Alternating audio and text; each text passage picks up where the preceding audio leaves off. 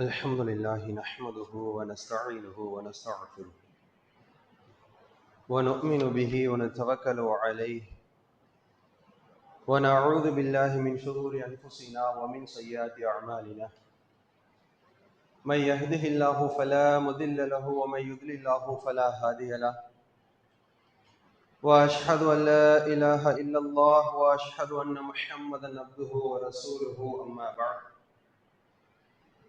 أعوذ بالله من الشيطان الرجيم بسم الله الرحمن الرحيم يا أيها الذين آمنوا اتقوا الله حق تقاته ولا تموتن إلا وأنتم مسلمون يا أيها الناس اتقوا ربكم الذي خلقكم من نفس واحدة وخلق منها زوجها وبث منهما رجالا كثيرا ونساء واتقوا الله الذي تساءلون به والأرحام إن الله كان عليكم رقيبا يا أيها الذين آمنوا وقولوا قولا سديدا يصلح لكم أعمالكم ويغفر لكم ذنوبكم ومن يطع الله ورسوله فقد فاز فوزا عظيما قال نبينا صلى الله عليه وسلم فإن أصدق الحديث كتاب الله وأحسن الحديث هدي محمد صلى الله عليه وسلم وشر الأمور محدثاتها وكل محدثة بدعة وكل بدعة ضلالة وكل ضلالة في النار. வார்த்தைகளில் சிறந்தது அல்லாஹ்வினுடைய வார்த்தை என்றும் வழிகாட்டுதலில் சிறந்தது நபிகள் நாயகம் ஸல்லல்லாஹு அலைஹி வஸல்லம் அவர்களுடைய வழிகாட்டுதல் என்றும் மார்க்கத்தில் நுழைவிக்கப்பட்ட ஒவ்வொரு புதுமையான காரியங்களும் பிதஅத்துகள் அனைத்தும்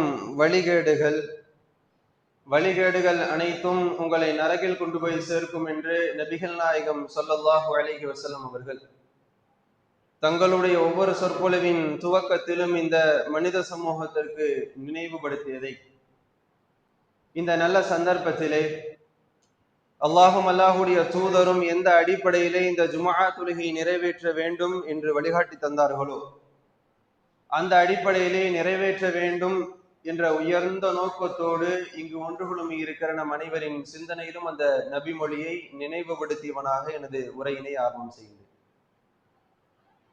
அன்பிற்கும் பாசத்திற்கும் உரிய எல்லாம் வல்ல அல்லாஹ்வின் அடியார்களே,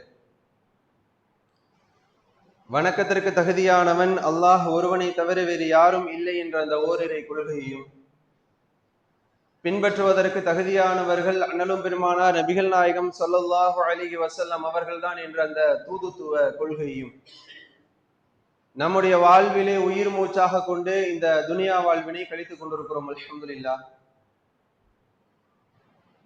நாம் வாழ்ந்து கொண்டிருக்கக்கூடிய இந்த உலகத்திலே எத்தனையோ விதமான ஆட்சி தலைவர்களையும் ஆன்மீக தலைவர்களையும் நாம் பார்த்து கொண்டிருக்கிறோம்.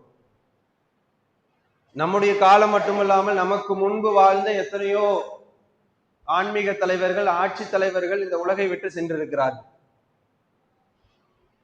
இருப்பினும் எப்படிப்பட்ட எந்த நிலையில் இருந்த தலைவர்களை எடுத்துக்கொண்டாலும் ஒரு ஒப்பற்ற தலைவராக, அதிக மக்களால் நேசிக்கப்படக்கூடிய ஒரு தலைவராக இதற்கு முன் இருந்த ஆட்சி தலைவர்கள், ஆன்மீக தலைவர்கள் யாரேனும் இருந்திருக்கிறார்களா என்றால் அது அப்படி யாரும் இல்லை. சரி, நாம வாழ்ந்து கொண்டிருக்கக்கூடிய காலத்தில் அப்படிப்பட்ட நபர்கள் யாரும் இருக்கிறார்களா என்றால் அப்படிப்பட்ட நபர்களை பார்க்க முடியாது.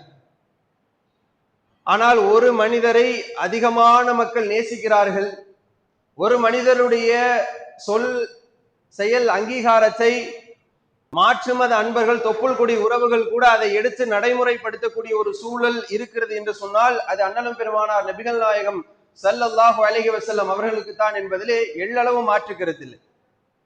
அல்லாஹுடைய தூதர் நபிகள் நாயகம் ஸல்லல்லாஹு அலைஹி வஸல்லம் அவர்களோடு இந்த உலகத்திலே அவர்களை பார்த்து உறவாடுவதற்கான ஒரு பாக்கியத்தை அல்லாஹ் நம்ம யாருக்குமே தரல. இந்த உலகத்துல அல்லாஹ்வுடைய தூதரோடு உறவாடுவதற்கான ஒரு நிலை அல்லாஹ் ஏற்படுத்தி இருக்கானா என்றால் இல்லை. ஆனால் யாருக்கு அந்த பாக்கியத்தை அல்லாஹ் கொடுத்திருக்கிறான் என்று சொன்னால் சஹாபாக்களுக்கு அந்த பாக்கியத்தை அல்லாஹ் கொடுத்தான்.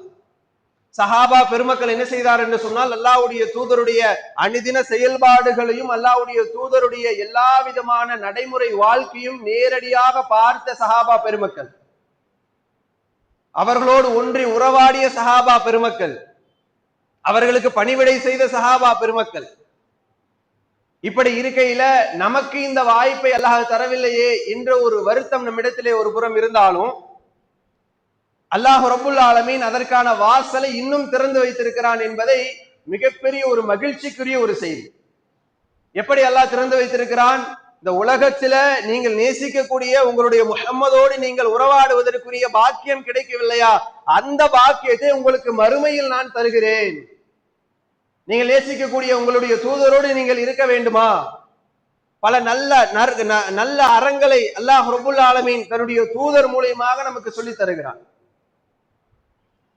இந்த முஹம்மதோடு நீங்கள் மறுமையிலே உறவாடலாம்.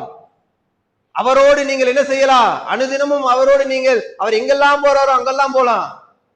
சுவனத்துல அவரோடு நீங்கள் ஒன்றி உறவாட வேண்டும் என்று சொன்னால் பல நல்ல அறங்களை உங்களுக்கு நான் சொல்லித் தருகிறேன் என்று அல்லாஹ் தனது திருமறை வாயிலாகவும் தனது தூதர் வாயிலாகவும் நமக்கு சொல்லித் தரக்கூடிய செய்திகளை பார்க்கிறோம். ஒரு கணம் யோசித்து பாருங்கள், சஹாபா பெருமக்கள் அல்லாஹ்வுடைய தூதரை நேரடியாக பார்த்து அவர்களோடு உறவாடி இருந்தாலும் அல்லாஹ்வுடைய தூதர் நபிகள் நாயகம் ஸல்லல்லாஹு அலைஹி வஸல்லம் அவர்கள் இந்த செயலை சொல்லும் பொழுது அதற்கென்ற பல முஸ்லீம்களிலே ஈடுபட்ட மக்கள் அந்த சஹாபாக்கள். நம்ம அல்லாஹ்வுடைய தூதரோடு தான் உலகத்துல வாழ்ந்துட்டோம்ல, அவரோடு தான் இருந்து விட்டோம் அல்லவா, மறுமையில வாய்ப்பு கிடைத்தால் இருப்போம் என்ற நிலையில் அந்த சஹாபாக்கள் இல்லை. அதற்கான வாய்ப்பை தேடி தேடி அலைந்த மக்கள் சஹாபாக்கள், முனைப்பாக செயல்பட்ட மக்கள் சஹாபாக்கள். அல்லாஹ்வுடைய தூதரிடத்திலே ஒரு நபி தோழர் வருகிறார். அல்லாஹ்வுடைய தூதரே, நான் மறுமையிலே வெற்றி அடைய வேண்டும், மறுமை நாள் எப்பொழுது வருகிறது என்ற கேள்விகளை எல்லாம் முன்வைக்கிறாங்க. முன்வைக்கக்கூடிய நேரத்தில் அல்லாஹ்வுடைய தூதர் அவர்கள் கேட்கிறாங்க, நீங்கள் அந்த நாளுக்காக என்ன சேமிப்பு செய்து வைத்திருக்கிறீர்கள்? மறுமை எப்பொழுது வரும் என்ற கேள்வி வைக்கிறீங்கல்ல, அதற்கான சேமிப்பு உங்களிடத்துல என்ன இருக்குது என்ற கேள்வியை அல்லாஹ்வுடைய தூதர் திரும்பி வைக்கிறாங்க. இதை கேட்ட உடனே அல்லாஹ்வுடைய தூதரிடத்தில் அந்த நபி தோழர் சொல்லுகிறார், அனுதினமும் என்னுடைய அமல்களை நான் செய்து கொண்டிருக்கிறேன், அதற்கு மேலாக அல்லாஹ்வையும் அல்லாஹ்வுடைய தூதரையும் என்னுடைய உயிருக்கு மேலாக நான் நேசிக்கிறேன் என்று அல்லாஹ்வுடைய தூதரிடத்தில் அந்த நபி தோழர் சொன்ன மாத்திரத்தில் அல்லாஹ்வுடைய தூதர் அவர்கள் சொல்லுகிறார்கள், அந்த மஹ்மன் அஹ்பப்த, நீங்கள் யாரை நேசிக்கிறீர்களோ அவர்களோடு நாளை மறுமையிலே இருப்பீர்கள், சுவனத்திலே இருப்பீர்கள் என்று அல்லாஹ்வுடைய தூதர் நபி ஸல்லல்லாஹு அலைஹி வஸல்லம் அவர்கள் அந்த நபி தோழருடைய கேள்விக்கு பதில் சொல்லி அனுப்புறாங்க. அல்லாஹ்வுடைய தூதர் மேலதிகமாக சொல்றாங்க, நீங்கள் என்னோடு மறுமையிலே இணக்கமாக நெருக்கமாக இருக்க வேண்டுமா? பத்ர் யுத்த களத்தை பற்றி நம்ம நிறைய செய்திகளை கேள்விப்பட்டிருப்போம். ஒவ்வொரு யுத்த களமும் நமக்கு பெரிய பாடங்களையும் படிப்பினைகளையும் கொடுத்த யுத்த களங்கள். வெறுமனே ஒரு கதையாக கேட்டு கடந்து செல்வதற்கல்ல. அந்த யுத்த களம் என்பது பத்ர் யுத்த களத்தை பத்தி நம்ம கேள்விப்படும் பொழுது அந்த மக்களுடைய அல்லாஹ்வுடைய தூதரும் சஹாபாக்களுடைய ஈமானிய உறுதியும் அல்லாஹ்வுடைய நேரடியான உதவியும் எல்லா காரியங்களும் பெரிய பாடமாக படிப்பனையாக அந்த பத்ர் யுத்த களத்திலே அல்லாஹ் நமக்கு சொல்லித்தரான். அல்லாஹ்வுடைய தூதர் அந்த பத்ர் யுத்த களத்துல ஒரு அறிவிப்பை வெளியிடுகிறார்கள், யார் எதிரிகளை என்னை விட்டு வெருண்டோட செய்கிறார்களோ அவர்களில் அப்படி வெருண்டோட செய்யக்கூடிய மக்கள் என்னோடு நாளை மறுமையிலே ஒன்றாக இருப்பார்கள் என்ற செய்தியை அல்லாஹ்வுடைய தூதர் அவர்கள் சொல்லுகிறாங்க. அந்த மக்களுக்கு தெரியும், நாம களத்துல நேரடியாக போய் களத்துல குதிக்கும் பொழுது அந்த இடத்தில் மரணம் கண்டிப்பாக நம்மை சந்திக்கும் என்று அந்த மக்களுக்கு தெரியும். ஏதேனும் ஒரு விபரீதம் ஏற்படும் என்று தெரியும். ஆனா அதெல்லாம் அவங்களுக்கு பெரிய விஷயம் அல்ல. அவர்களுடைய சிந்தனை முழுக்க எதுவாக இருக்கிறது என்று சொன்னால், என்னுடைய தூதரோடு நான் நேசிக்கக்கூடிய முஹம்மதோடு நாளை மறுமையில் இருக்கக்கூடிய வாய்ப்பை அல்லாஹ் தரானா, அதற்காக நான் எவ்வளவு கஷ்டங்களை சந்திக்கவும் தயார் என்று அந்த சஹாபா பெருமக்கள் அந்த களத்திலே போய் தன்னுடைய உயிரை மாய்த்து கொண்ட நிகழ்வுகளை பத்ர் யுத்தக்களம் நமக்கு சொல்லி தருகிறது. யோசித்து பாருங்கள், நாம நம்முடைய தூதரை நேசிக்கத்தானே செய்கிறோம். நம்முடைய நேசத்தினுடைய எல்லைகளை நம்முடைய உள்ளத்துல தனிப்பட்ட முறையிலே யோசித்து பாருங்கள் சகோதரர்களே. நான் என்னுடைய தூதரை நேசிக்கிறேன் என்ற அந்த சொல் வெறுமனே வார்த்தையளவில் தான் இருக்கிறதா, என்னுடைய வாழ்க்கையில் நான் வெளிப்படுத்துகிறேனா? எவ்வளவோ நிகழ்வுகள் நம்முடைய உலகத்துல நாம வாழக்கூடிய பகுதியில நம்முடைய உறவினர்களோடு நம்முடைய குடும்பங்களோடு எவ்வளவோ நிகழ்வுகளை சந்திக்கிறோம். சந்திக்கக்கூடிய நம்மிடத்துல அல்லாஹ்வும் அல்லாஹ்வுடைய தூதரும் சொன்ன கருத்துக்கு மாற்றாக ஒரு நிகழ்வு நடக்குகிறது என்று சொன்னால் இது என்னுடைய தூதர் தடுத்தது, என்னுடைய தூதர் அனுமதிக்காத ஒரு செயல், இதை நான் ஒருபோதும் செய்ய மாட்டேன். அதுல என்னுடைய வாப்பா உம்மா கோச்சுக்கிட்டாலும் சரி, என்னுடைய குடும்ப உறவினர்கள் கோபித்துக் கொண்டாலும் சரி, என்னுடைய மனைவி மக்கள் கோபித்துக் கொண்டாலும் சரி, நான் என்னுடைய தூதரை நேசிப்பதின் விளைவாக இப்படிப்பட்ட காரியங்களை ஒருபோதும் செய்ய மாட்டேன் என்ற ஒரு தைரியமான ஒரு முடிவெடுக்கக்கூடிய நிலை நம்மிடத்தில் இருக்கிறதா? ஹதீதுகளை புரட்ட புரட்ட இப்படிப்பட்ட பாக்கியங்களை எல்லாம் அல்லாஹ் நமக்கு கொடுத்து வச்சிருக்கிறானே, ஏன் அதன் பக்கம் நாம செல்லாம இருக்கிறோம் என்ற கேள்வி நம்முடைய உள்ளத்துல வர வேண்டும். ஒரு சந்தர்ப்பத்தில் பாருங்க, புகாரி என்ற ஹதீஸ் கிரந்தத்திலே பதிவு செய்யப்பட்ட ஒரு செய்தி. அல்லாஹ்வுடைய தூதர் நபி ஸல்லல்லாஹு அலைஹி வஸல்லம் அவர்கள் தூங்கி இரவு தொழுகைக்காக எழும்புறாங்க. எழக்கூடிய அல்லாஹ்வுடைய தூதருக்கு எல்லா விதமான ஏற்பாடுகளையும் யார் செய்து வைக்கிறார் என்று சொன்னால், ரபியா பின் மாலிக் ரலியல்லாஹு அன்ஹு என்று சொல்லக்கூடிய ஒரு நபி தோழர் அல்லாஹ்வுடைய தூதர் ஒளி செய்வதற்கான ஏற்பாட்டை செய்து வைக்கிறாங்க. கழிவறைக்கு செல்வதற்கான அந்த ஏற்பாட்டை, பாத்திரங்களை எடுத்து வைத்து அதற்கான ஏற்பாட்டை செய்து வைக்கிறாங்க. அல்லாஹ்வுடைய தூதர் கேட்கிறாங்க, ரபியா பின் மாலிக் அவர் இடத்துல அல்லாஹ்வுடைய தூதர் கேட்கிறாங்க, அஸ்அலூனி முராஃபதக ஃபில் ஜன்னah யா ரசூலுல்லாஹ். அவங்க இடத்துல கேள்வி வைக்கப்படுது. என்ன கேள்வி? உங்களுக்கு ஏதாவது வேண்டுமா, ஏதாவது வேணும் அப்படின்னா என்னிடத்துல நீங்க கேளுங்க, என்னால் முடிந்ததை உங்களுக்கு நான் செய்து தருகிறேன். தன்னுடைய பணியார் இடத்துல அல்லாஹ்வுடைய தூதர் இந்த கேள்வி வைக்கிறாங்க. வைக்கும் பொழுது அந்த நேரத்திலே அவருடைய பதில் எதுவாக இருக்குன்னு சொன்னா, அஸ்அலூனி முராஃபதக ஃபில் ஜன்னah யா ரசூலுல்லாஹ். அல்லாஹ்வுடைய தூதரே, உங்களோடு நான் சுவனத்தில் இருக்க வேண்டும், அது போதும், எனக்கு வேற ஒண்ணுமே வேண்டாம், இந்த உலகத்துல எதுவுமே வேண்டாம், உங்களோடு நான் சுவனத்திலே இருக்க வேண்டும். இதை சொன்ன மாத்திரத்துல திரும்பி அல்லாஹ்வுடைய தூதர் கேட்கிறாங்க, கைரு தாலிக், இது இருக்கட்டும் ஒரு பக்கத்துல, வேற ஏதாவது கேளுங்களேன், வேற ஏதாவது உங்களுக்கு தேவை இருக்கிறா? கேட்கும் போது மீண்டும் சொல்றாங்க, அல்லாஹ்வுடைய தூதரே, எனக்கு அதுதான் வேணும், வேற எதுவுமே வேண்டாம். அப்ப அல்லாஹ்வுடைய தூதர் சொல்றாங்க, என்னோடு சுவனத்திலே நீங்கள் மறுமையில என்னோடு இருக்க வேண்டுமா? அப்ப என்ன செய்யுங்க, இன்னி அலா நஃப்ஸிக பி கஸரத்தி சுஜூத், நீங்கள் அதிகமாக சுஜூது செய்யக்கூடிய நபராக இருங்கள், என்னோடு நீங்கள் சுவனத்திலே இருக்கலாம் என்று அல்லாஹ்வுடைய தூதர் அவர்கள் சொல்றாங்க. நம்மிடத்துல இந்த கேள்வி வைக்கப்பட்டா, இதுதான் வாய்ப்பு என்று சொல்லி உலகத்தினுடைய ஆடம்பரங்களை கேட்கக்கூடிய மக்களாக இருப்போம், உலகத்தினுடைய வசதி வாய்ப்புகளை கேட்கக்கூடிய மக்களாக இருப்போம். நேரடியாக சஹாபாக்கள் அல்லாஹ்வுடைய தூதரோடு இருந்த மக்களுடைய அனைத்து எண்ணமும் எதுவாக இருந்துச்சுன்னு சொன்னா, இலக்கு ஒன்றுதான், சுவனம். அதிலே உள்ள ஒன்று என்ன? என்னுடைய தூதரோடு இருக்கணும். அல்ல எந்த சமரசம் அவரிடத்துல காம்ப்ரமைஸே கிடையாது, என்னுடைய தூதரோடு நான் மறுமையில் இருக்கணும், அதற்கு என்ன முஸ்லீம்களில் இறங்க வேண்டும் என்றாலும் சரி, நான் அதை செய்வேன் என்று சொல்லி அவர்கள் அதிலே ரொம்ப முனைப்பாக செயல்பட்டார்கள். அல்லாஹ்வுடைய தூதர் சொல்றாங்க, நீங்க அதிகமாக சுஜூது செய்யுங்கப்பா, என்னோடு நீங்கள் இருக்கலாம் என்று அல்லாஹ்வுடைய தூதர் சொல்லக்கூடிய செய்தி ஹதீஸ் கிரந்தத்துல பார்க்கணும். ஒரு கணம் யோசித்து பாருங்கள், தொழுகையில எவ்வளவோ கிரியைகள் இருக்கிறது. தக்பீர் கட்டுறோம், ருக்குவுக்கு போறோம், அத்தஹியாத் இருப்புல இருக்கிறோம், நீங்கள் அதிகமாக தக்பீரை நிலைத்திருங்கள், அது உங்களை என்னோட சுவனத்திலே வைக்கும்னு அல்லாஹ்வுடைய தூதர் சொல்லல. அத்தஹியாத்துல அதிகமான நேரத்தை நீங்கள் செலவிடுங்கள், அப்போது நீங்கள் சுவனத்திலே என்னோடு இருக்கலாம் என்று அல்லாஹ்வுடைய தூதர் சொல்லல. ருக்கு செய்றீங்களா, அதுல அதிகமான நேரத்தை செலவிடுங்கள், அப்படி சொல்லல அல்லாஹ்வுடைய தூதர். எதை கொண்டு போய் வைக்கிறாங்கன்னு சொன்னா, சஜிதாவுடைய நேரத்துல நீங்க அதிகமாக சஜிதா செய்யுங்கள், அது உங்களை என்னிடத்துல நெருக்கமாக்கும்னு சொல்றாங்க. ஏன் தெரியுமா? எப்படிப்பட்ட ஒரு மனிதனாக இருந்தாலும், பணபலம் படைத்தவன், பொருளாதாரத்துல மேம்பட்டவன் அல்லது தாழ்வு நிலையில் இருக்கக்கூடியவன், அன்றாட கூலிக்கு பாடப்படக்கூடியவன் யாராக இருந்தாலும், தன்மானம் என்று ஒன்று இருக்கு இல்லையா, அந்த தன்மானத்தை ஒருபோதும் விட்டுக் கொடுக்க மாட்டான். அதில் ஒன்றுதான் காலிலே விழுவது. ஒரு நபர் சொல்றார், என்னுடைய காலில் விழுந்தா உன்னுடைய தேவைகளை நிறைவேற்றி தருகிறேன் என்று சொன்னா, மனமார்ந்த மும்பை காலில் விழுந்துருவானா? வேறு வழி இல்லாமல் ரொம்ப மன நெருக்கடியோடு அவனுடைய தன்மானம் அவனை தடுக்கும் இல்லைங்க.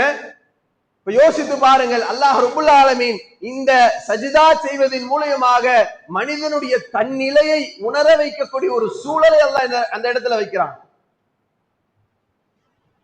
அல்லாஹ்வுடைய சன்னிதானத்துல போய் தன்னுடைய நெற்றியை வைத்து அல்லாஹ்விடத்துல எல்லாவற்றையும் தன்னுடைய தேவைகளை எல்லாம் கேட்கக்கூடிய, தன்னுடைய பாவத்திற்கான மன்னிப்பை கேட்கக்கூடிய ஒரு மனிதனாக அந்த மனிதன் இருக்கும் பொழுது அந்த நேரத்தில் யோசிக்கக்கூடிய ஒரு நிலை எப்படி தெரியுமா இருக்கும்? நாம ஒண்ணுமே இல்லை இந்த உலகத்துல, தன்னுடைய சிரத்தை கொண்டு போய் சஜிதா செய்யும் போது நிலத்திலே வைக்கும் பொழுதுதான் ஒரு மனிதன் உணருவான், நம்ம ஒண்ணுமே இல்லையே இந்த உலகத்துல. போட்டி, பொறாமை, பித்தலாட்டம், ஆணவம், அகம்பாவம் எல்லாத்தையும் ஒழிச்சு கட்டக்கூடிய ஒரு இடமாக அல்லாஹ் அந்த சஜிதா செய்யக்கூடிய ஒரு நிலையை வச்சிருக்கிறான். சஜிதா செய்யும் போது மனிதன் தன்னுடைய நிலையை உணர்வான். நான் என்ன நான் கோடான கோடிக்கு சொந்தக்காரனாக இருக்கலாம், பல நிறுவனங்களுக்கு அதிபதியாக இருக்கலாம், எப்படிப்பட்ட ஒரு நல்ல ஒரு மேம்பட்ட வாழ்க்கையை வாழக்கூடியவனாகவும் இருக்கலாம். ஆனா அந்த இடத்துல மனுஷன் யோசிப்பான், நான் ஒண்ணுமே இல்லை, எல்லாம் என் ரப்பு கொடுத்தது, என்னால என்ன வந்துட்டு அப்படின்னு அந்த இடத்துல அல்லாஹ் யோசிக்க வைப்பாங்க. அதனால் அல்லாஹ் ரப்புல் ஆலமீன் எதை கொண்டு வந்து வைக்கிறான்? சஜிதாவை அதிகமாக செய்யுங்கள். தன்னுடைய தூதருக்கு அல்லாஹ் சொல்லித்தரான், சஜிதாவை அடியார்களை அதிகமாக செய்ய சொல்லுங்க, அப்பொழுது உங்களோடு மறுமையில் இருக்கலாம். ஒரு வாய்ப்பு அல்லாஹ் ஏற்படுத்தி தரான். எப்படிப்பட்ட பாக்கியம்! ஆனா இன்றைக்கு தொழுகையினுடைய நிலையே நம்ம இடத்துல அவசரமா தான் இருக்கு. தொழுகை என்று எடுத்துக்கொண்டா அந்த தொழுகையினுடைய நிலையை நம்ம எப்படி மாற்றி வைத்திருக்கிறோம்? அது ஒரு பரபரப்பான ஒரு சூழல்ல, அதுல ஒரு நிதானம் இல்லை. நம்முடைய ரப்போடு நம்ம பேசுறோம், நம்முடைய ரப்போடு நம்ம உரையாடி கொண்டிருக்கிறோம், நம்முடைய ரப்பு நமக்கு பதில் அளிக்கிறான், அல்லாஹ்வுடைய தூதர் சொல்றாங்க. அப்ப அதையெல்லாம் ஒரு புறம் வைத்து விட்டு அதில் அவசரமாக அந்த தொழுகையை நிறைவேற்றக்கூடிய ஒரு நிலை இருக்கிறது என்று சொன்னால் சஜிதா எங்க? அப்புறம் நாம நம்முடைய நிலையை மாற்ற வேண்டும். நம்முடைய தூதரோடு இருக்கணும், நம்ம இடத்துல ஆசை இருக்குன்னா அந்த ஆசை வெறித்தனமான ஆசையாக மாறும். நம்ம இடத்துல என்னுடைய தூதரோடு நான் இருக்கணுங்க, அதுல நான் 2 நிமிடம், நான் 3 நிமிடம் நான் சஜிதா செய்வேனா, அதை 5 நிமிடமாக நான் மாற்றுவேன். அதிகமாக நான் சஜிதாவிலே ஈடுபடுவேன். ஏன்? அது என்னுடைய தூதரோடு நாளை மறுமையில் என்னை கொண்டு போய் வைக்குவேன். அதற்காக அதை நான் செய்வதிலே நான் கண்டிப்பாக நான் முனைப்படுவேன் என்று நம்முடைய உள்ளத்திலே ஒரு முஸ்லீம் எடுக்க வேண்டும். சோழன் ஹதீதுகளை பாருங்கள். சஹாபா அல்லாஹ்வுடைய தூதரை இரவு நேரத்துல காணும்னு சொல்லி தன்னுடைய மனைவி என்ன செய்யறாங்கன்னு சொன்னா, ஆயிஷா ரலியல்லாஹு அன்ஹா தன்னுடைய கணவரை காணவில்லையே என்று சொல்லி தேடுறாங்க. இரவு நேரத்துல பாக்குறாங்க, தன்னுடைய கணவரை பக்கத்துல காணல. அப்ப ஆயிஷா நாயகி நேரா எங்க போறாங்கன்னு சொன்னா பள்ளிவாசலுக்கு போய் பாக்குறாங்க, வேற எங்கேயுமே போகல. நம்முடைய உயிரினும் மேலான நம்முடைய தூதர் எப்படிப்பட்ட வழிகாட்டியாக இருக்கிறார்? அல்லாஹ் ரப்புல் ஆலமீன் திருமறை குர்ஆனிலே சொல்லுகிறார், இந்த முஹம்மது இடத்திலே அழகிய முன்மாதிரி இருக்குன்னு அல்லாஹ் சொல்றானே, அந்த முன்மாதிரியை இந்த விஷயத்திலும் அல்லாஹ்வுடைய தூதர் நமக்கு காட்டுறாங்க. ஆயிஷா அம்மையார் போய் பள்ளியில பாக்குறாங்க. பள்ளியில பார்க்கும்போது வல மஸ்ஜிதுல் மஸ்ஜித ஃபஇதா ஹுவ சாஜிதுன், அல்லாஹ்வுடைய தூதரை போய் பள்ளியில பாக்குறாங்க. அல்லாஹ்வுடைய தூதர் அவர்களை சஜிதா செய்த நிலையில் ஆயிஷா அம்மையார் பாக்குறாங்க. பள்ளியில போய் பார்க்கும்போது எந்த நிலையில இருக்கிறாங்க? தன்னுடைய ரப்போடு நெருக்கத்திலே இருக்கக்கூடிய ஒரு நிலையை அல்லாஹ்வுடைய தூதர் அவர்கள் அந்த நிலையில் இருக்கிறார்கள் என்று சொல்லி ஆயிஷா அம்மையார் அறிவிக்கக்கூடிய செய்தியை பார்க்கணும். சஹாபாக்களை பத்தி அல்லாஹ் ரப்புல் ஆலமீன் திருமறை குர்ஆனிலே சொல்லுகிறான். சூரத்துல் ஃபத்ஹ்ல 29வது வசனத்தை எடுத்து படித்து பாருங்கள். அல்லாஹ் ரப்புல் ஆலமீன் சொல்லுகிறான், முஹம்மது ரசூலுல்லாஹ், இந்த முஹம்மது தூதராவார். வல்லதீன மஅஹு அஷித்தாஉ அலல் குஃபார், காஃபிர்களிடத்திலே அவர்கள் கடுமையாக நடந்து கொள்ளக்கூடியவர்களாக இருப்பார்கள். ருஹமாஉ பைனஹும், தங்களிடத்திலே அன்பு பாராட்டக்கூடியவர்களாக இணக்கமான மக்களாக இருப்பார்கள் என்று சொல்லிட்டு அல்லாஹ் அவர்களுடைய அடுத்த நிலையை சொல்றான் பாருங்க. அல்லாஹ் சொல்றார், ருஹமாஉ பைனஹும் தராஉம் ருக்அன் சுஜ்ஜதும் யப்தகூன ஃபضலம் மினல்லாஹி ரில்வானா, அவர்கள் என்ன செய்யக்கூடிய நிலையில் இருப்பார்கள்னு சொன்னா ருக்கு செய்பவர்களாகவும் சஜிதா செய்பவர்களாகவும் அவர்களை நீங்கள் காண்பீர்கள். அல்லாஹ் அவருடைய பண்புகளை, சஹாபாக்களுடைய பண்புகளை சொல்லும் பொழுதே வரிசைப்படுத்தினான். இறை நிராகரிப்பாளர் இடத்துல அவர் ரொம்ப நுணுக்கமாக, ரொம்ப தெளிவாக அவரிடத்துல கடுமை காட்டக்கூடியவர்களாக இருப்பாங்க. தங்களிடத்தில் என்ன செய்வாங்க? ரொம்ப இணக்கமாக இருப்பார்கள். அவர்களை நீங்கள் எந்த நிலையில் பார்க்கலாம் என்று சொன்னால் சஜிதாவையும் ருக்குவையும் அதிகமாக செய்யக்கூடிய மக்களாக நீங்கள் பார்ப்பீர்கள் என்று சொல்லிட்டு அல்லாஹ் அடுத்து சொல்றான், அவர்களின் முகங்களில் உள்ள சஜிதாவின் வடுவே அவர்களுக்கு அடையாளமாகும் என்று சொல்லி அல்லாஹ் ரப்புல் ஆலமீன் திருமறை குர்ஆன்ல சொல்லக்கூடிய செய்தியை பார்க்கணும். நாம இந்த பட்டியலுக்குள்ள வரணும், நாம இதுல அதிகமாக நம்ம ஈடுபடுத்த வேண்டும் என்று சொன்னால் யோசித்து பாருங்கள், சஹாபாக்களுடைய நிலை எப்படி இருந்திருக்கிறது. அவர்களுடைய எல்லா விதமான இலக்குகளும் என்னுடைய தூதரோடு நான் இருக்கணும், அதுக்கு என்ன வேணாலும் செய்வேன்ற ஒரு முனைப்புல போனாங்களே. ஒவ்வொரு நிகழ்வாக அல்லாஹ்வுடைய தூதர் தன்னுடைய வாழ்க்கையிலிருந்து நடைமுறைப்படுத்தி காட்டுறாங்க. ஒவ்வொரு செய்தியாக அல்லாஹ்வுடைய தூதர் நமக்கு சொல்லித் தராங்க. இதையெல்லாம் இலகுவான செய்தியாக எடுத்துக்கொண்டு அதை நடைமுறைப்படுத்த நம்ம முற்பட வேண்டும் சோழர்களே. முஸ்லிம் என்ற ஹதீஸ் கிரந்தத்தில் பதிவு செய்யப்பட்ட ஒரு செய்தியை பாருங்க. அல்லாஹ்வுடைய தூதர் அவர்கள் சொல்லுகிறார்கள், அனவ காஃபிலுல் யதீம் ஃபில் ஜன்னதி ஹாகதா வ அஷார பிஷ்ஷஃபாஅத்தி வல் உஸ்தா வ ஃபர்ரஜ பைனஹுமா ஷைஆ. அல்லாஹ்வுடைய தூதர் சொல்றாங்க, நானும் அனாதையின் காப்பாளனும் சொர்க்கத்தில் இப்படி இருப்போம் என்று கூறி தன்னுடைய சுட்டு விரலையும் நடுவிரலையும் இப்படி அல்லாஹ்வுடைய தூதர் காட்டுறாங்க என்று ஹதீஸ் கிரந்தத்திலே பார்க்கிறோம். அல்லாஹ்வுடைய தூதர் அடுத்த வழியை காட்டுறாங்க, நானும் அனாதையின் காப்பாளரும், ஒரு அனாதை ஒருவர் அரவணைக்குகிறார் என்று சொன்னால் அவருக்கும் எனக்கும் மத்தியில எந்த விதமான இடைவெளியும் இருக்காது, நானும் அவரும் சொர்க்கத்தில் எப்படி இருப்போம், இந்த இரண்டு விரலை அல்லாஹ்வுடைய தூதர் காட்டி சொல்றாங்க, இப்படி நெருக்கமாக இருப்போம் என்று சொல்லி அல்லாஹ்வுடைய தூதர் சொல்லக்கூடிய செய்தி முஸ்லிம் என்ற ஹதீஸ் கிரந்தத்திலே பார்க்கிறோம். அனாதையின் காப்பாளர் என்று சொன்ன உடனே நம்முடைய கண் முன்னே எத்தனையோ மக்களை பார்க்கிறோம். அனாதையினுடைய நம்முடைய நிலை எப்படி போகும்? தாய் தந்தை இழந்திருப்பாங்க, குடும்ப உறவினர்களை விட்டு அனாதை காப்பகத்துல இருப்பாங்க. ஆனா இஸ்லாம் சொல்லக்கூடிய அனாதைக்கான ஸ்டேட்மெண்ட் என்ன தெரியுமா? அவனுக்கு தாய் இருப்பான், அவனுக்கு உறவினர்கள் இருப்பார்கள், அவனுக்கு எல்லா விதமான உறவுகள் இருக்கும், தந்தை இழந்திருப்பான், அவன் அனாதையுடைய பட்டியல். தந்தை இல்லாமல் இருப்பாங்களங்க, அவன் அனாதையுடைய பட்டியல் அல்லாஹ்வுடைய தூதர் கொண்டு போய் வைக்கிறாங்க. இந்த மாதிரி நம் கண் முன்னே எத்தனையோ மக்கள் இருக்கிறார்கள். நம்மளால் முடிந்த உதவிகளை செய்திருக்கிறோமா? ஒரு கணம் இந்த இடத்தில் யோசித்து பாருங்கள்.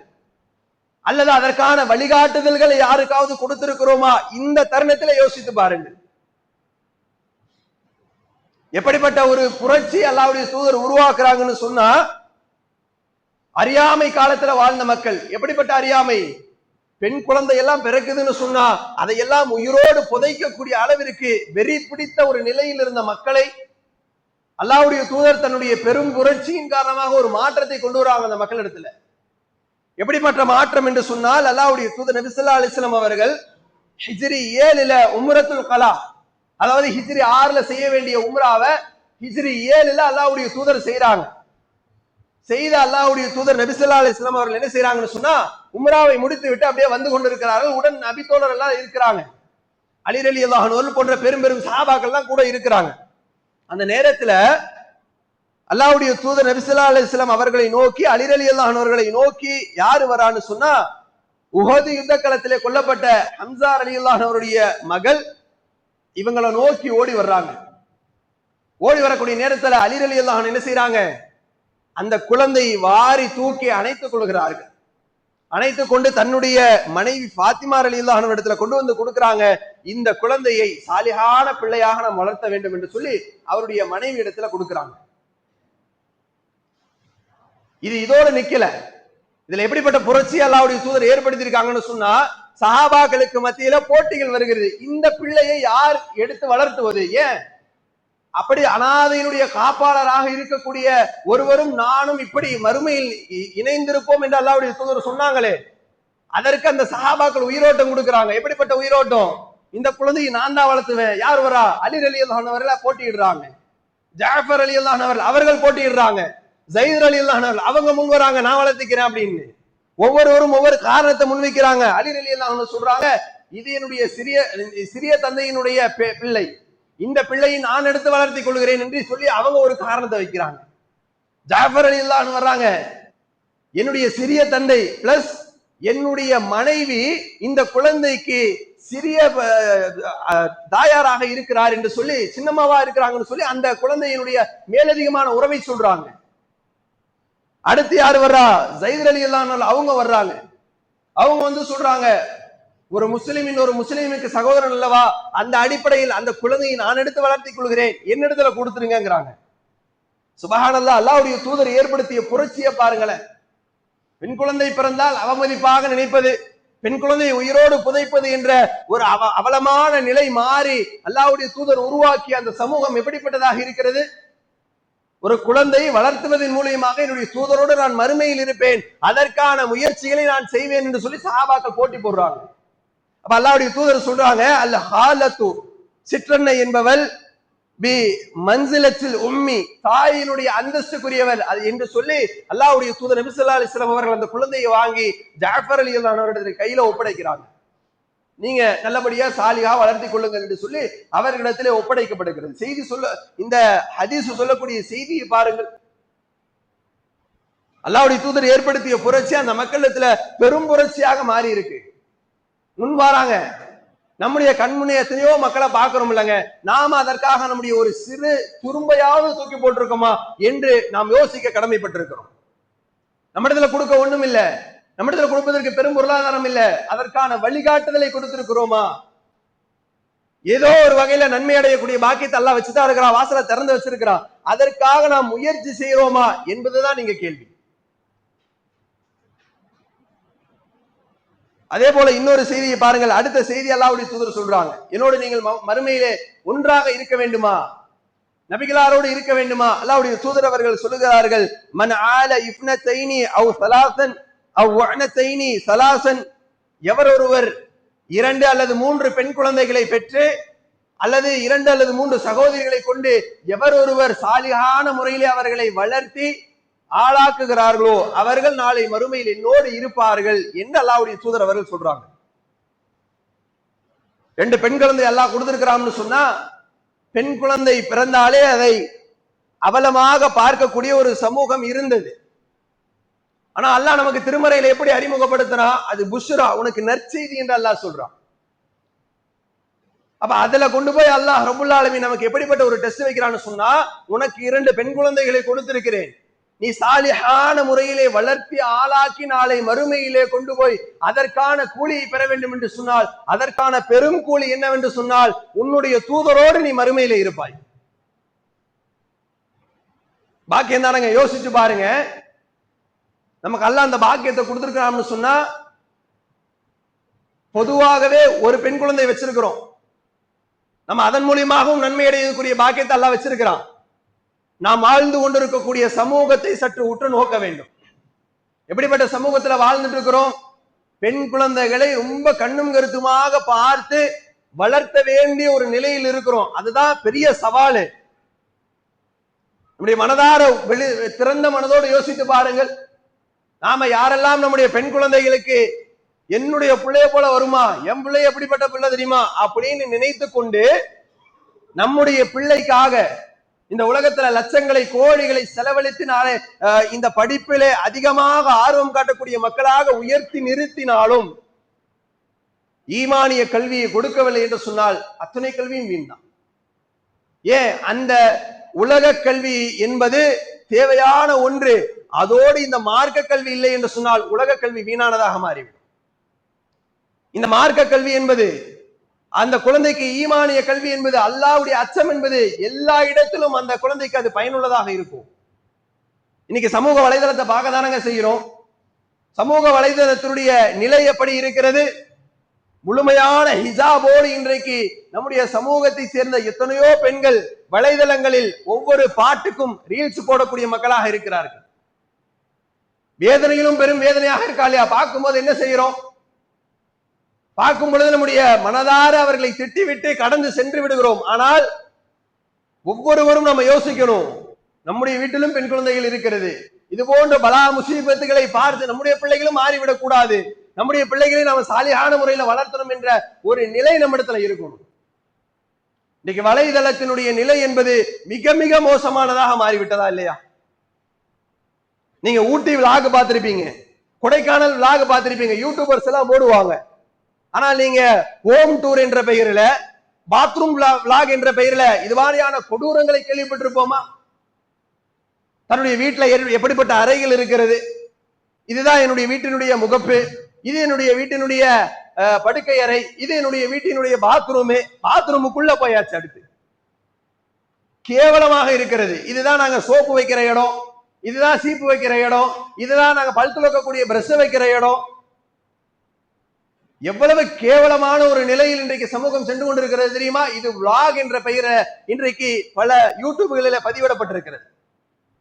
சமூக வலைதளங்களில் இது போன்ற நிறைய செய்திகள் பரவி கொண்டிருக்கிறது. நம்முடைய பிள்ளைகளை எப்படி பார்க்கணும்னு சொன்னா, நாம நம்முடைய பிள்ளைகளை ரொம்ப கண்ணும் கருத்துமாக பார்க்கணும். இந்த உலகத்தில் அவர்களை ரொம்ப கண்ணும் கருத்துமாக பார்த்து நாளை மறுமையில் அதன் மூலமாக ஈடேற்றம் பெற வேண்டும். இல்லை என்று சொன்னால் நமக்கு எதிராக நம்முடைய பிள்ளைகள் நாளை மறுமையிலே வந்து குற்றப்பத்திரிகை தாக்கல் செய்வார்கள். இறைவா, என்னுடைய வாப்பா உம்மா உலகத்தினுடைய எல்லா விதமான கல்விகளையும் கற்றுக் கொடுத்தார்கள், எல்லா விதமான நிலைக்கும் எனக்கு அனுமதி கொடுத்தார்கள், உன்னை பற்றி சொல்லித்தரல, உன்னுடைய தூதரை பற்றி சொல்லித்தரல என்று சொல்லி நாளை மறுமையிலே நம்முடைய பிள்ளைகள் நமக்கு எதிராக வந்து குற்றப்பத்திரிகை தாக்கல் செய்கிறார்கள் என்று சொன்னால், நம்மை விட கை செய்தப்பட்டவர்கள் நஷ்டவாளிகள் வேறு யாருமே இருக்க முடியாத சூழலை யோசித்துக் கொள்ளுங்கள். அதனாலதான் அல்லாஹ்வுடைய தூதர் சொல்றாங்க, பெண் குழந்தைகள் இருக்கிறதா, சரியான முறையில வளர்த்தி எடுங்க.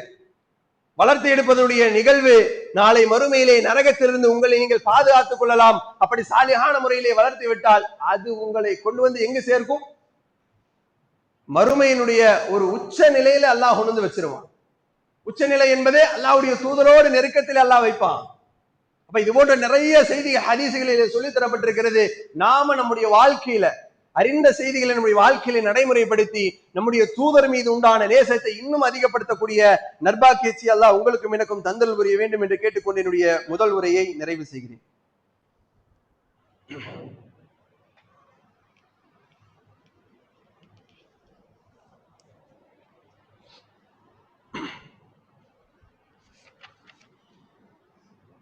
அல்ஹம்துலில்லாஹ், அஸ்ஸலாத்து வஸ்ஸலாமு அலா ஹாத்தமில் அம்பியாய் வல் முர்சலீன், அம்மா பாத். அன்பிற்கும் பாசத்திற்கும் உரிய எல்லாம் உள்ள அல்லாஹ்வின் அடியார்களே, அருமை சகோதர சகோதரிகளே, நாம நம்முடைய தூதரை எந்த அளவுக்கு நேசிக்கிறோம் என்பதை நாம் ஒவ்வொருவரும் ஒரு கணம் சீர்தூக்கி பார்க்க கடமைப்பட்டிருக்கிறோம். நான் என்னுடைய தாய் தந்தை, என்னுடைய மனைவி, என்னுடைய பிள்ளைகளை விட நான் ஒரு கட்டம் மேலாக என்னுடைய தூதரை நான் நேசிக்க வேண்டும். ஏன்னு சொன்னா அல்லாஹ்வுடைய தூதர் அப்படித்தான் நமக்கு வழிகாட்டுறாங்க. அல்லாஹ்வுடைய தூதர் அவர்கள் சொல்றாங்க, புகாரியிலே பதிவு செய்யப்பட்டிருக்கக்கூடிய ஒரு செய்தி 15வது இலக்கத்திலே பதிவு செய்யப்பட்டிருக்கிறது. அல்லாஹ்வுடைய தூதர் அவர்கள் சொல்கிறார்கள், லா யுஹ்மினு அஹதுக்கும் ஹத்தா அகூன அஹப்ப இலைஹி மின் வாலிதிஹி வ வலதிஹி வ நாஸி அஜ்மஈன். நீங்கள் உண்மையான இறை விசுவாசி ஆகவே முடியாது என்று அல்லாஹ்வுடைய தூதர் சொல்லிட்டு, ஏன் ஆக முடியாது தெரியுமா? உங்களுடைய தாய் தந்தை, உங்களுடைய உறவினர்கள், உங்களுடைய பிள்ளைகள், இவர்களை எல்லாம் விட நீங்கள் என்னை நேசிக்காதவரை உண்மையான இறை விசுவாசி ஆக முடியாது என்று அல்லாஹ்வுடைய தூதர் அவர்கள் சொல்லுகிறார்கள். இந்த ஒரு செய்தி போதும், நம்முடைய தூதரை எந்த அளவுக்கு நாம நேசிக்கணும். நாம என்னதான் இபாதத்துகளை செய்தாலும், எப்படிப்பட்ட ஒரு அமல்களை செய்து கொண்டிருந்தாலும் அல்லாஹ்வுடைய தூதர் சொல்றாங்க, ஒரு இறை விசுவாசியாக, உண்மையான இறை விசுவாசியாக நீ மாற வேண்டும் என்று சொன்னார். உன்னுடைய உறவுகள், எத்தனை உறவுகளை நீ வைத்திருந்தாலும் அந்த உறவுக்கு மேலாக நீ என்னை நேசிக்காதவரை கண்டிப்பாக நீ இறை விசுவாசி ஆக முடியாது என்று அல்லாஹ்வுடைய தூதர் சொல்றாங்களே. அப்ப அந்த நிலையை நாம் உணர வேண்டும். இந்த செய்தியை முதல்ல உள்வாங்கணும். அல்லாஹ்வுடைய தூதர் சொன்ன செய்தி அதை கேட்டுட்டு அப்படியே கடந்து செல்றது அப்படிங்க இருக்கக்கூடாது. ஹதீஸ் என்ன சொல்ல வருகிறது, செய்தி என்ன சொல்லுகிறது என்பதை உள்வாங்கினால் மட்டும்தான் அதுக்கு நம்ம ரியாக்ட் பண்ண முடியும். அதுக்கான செயல்பாடுகளை நம்ம கொடுக்க முடியும், உயிரோட்டம் கொடுக்க முடியும். நம்முடைய தூதரோடு நாளை மறுமையில் இருக்கணும். ஏன் தெரியுமா? நம்முடைய தூதர் நமக்காக அல்லாஹ்வுடைய சன்னிதானத்துல, இந்த உம்மத்துக்காக அல்லாஹ்வுடைய சன்னிதானத்திலே சஜிதாவிலே விழுந்து மன்றாடக்கூடிய ஒரு தூதர், நமக்காக அல்லாஹ்விடத்திலே பரிந்து பேசக்கூடிய ஒரு தூதர், இந்த உம்மத்தை நினைத்து ரொம்ப கவலைப்பட்ட ஒரு தூதர். அந்த தூதர் நமக்கு வேணாமா? அந்த தூதரோடு நம்ம இருக்க வேணாமா? அதையெல்லாம் நாம உள்வாங்கி யோசிக்கணும். என்னுடைய தூதரோடு நான் மறுமையில இருக்கணும். அதற்கான வாசலை அல்லாஹ் அடைக்கல. அந்த வாசல் அடைக்காத நிலையை நான் பயன்படுத்தி நாளை மறுமையிலே அதை உபயோகப்படுத்திக் கொள்வேன் என்ற ஒரு தெளிவான சிந்தனையோடு நம்முடைய வாழ்க்கையை அமைத்துக் கொள்ளக்கூடிய நற்பாக்கியங்களை அல்லாஹ் உங்களுக்கும் எனக்கும் தந்தருள் புரிய வேண்டும். ஒரு நிர்வாகத்தின் சார்பாக ஒரு முக்கிய அறிவிப்பு. இந்த 10ஆம் வகுப்பு 12ஆம் வகுப்பு தேர்விலே தேர்ச்சி பெற்ற போத்தனூர் பகுதியை சார்ந்த மக்களுக்கு நம்முடைய மஸ்ஜிதுல் அக்ஸா பள்ளியின் சார்பாக ஊக்கத்தொகை வழங்குவதாக முடிவு செய்யப்பட்டிருக்கிறது. அப்ப அந்த அடிப்படையில அதனுடைய நிலையில இருக்கக்கூடிய மக்கள், அதிக மதிப்பெண் பெற்ற மக்கள் நிர்வாகத்தை அணுகி அதற்காக பதிவு செய்தால் இன்ஷா அல்லாஹ் அதற்குரிய ஊக்கத்தொகை வழங்கப்படும் என்று சொல்லி கேட்டுக்கொண்டு நிறைவு செய்கிறேன். வாஹிர் தவானா அல்ஹம்துலில்லாஹி ரப்பில் ஆலமீன். அஸ்ஸலாமு அலைக்கும் வரஹ்மத்துல்லாஹ்.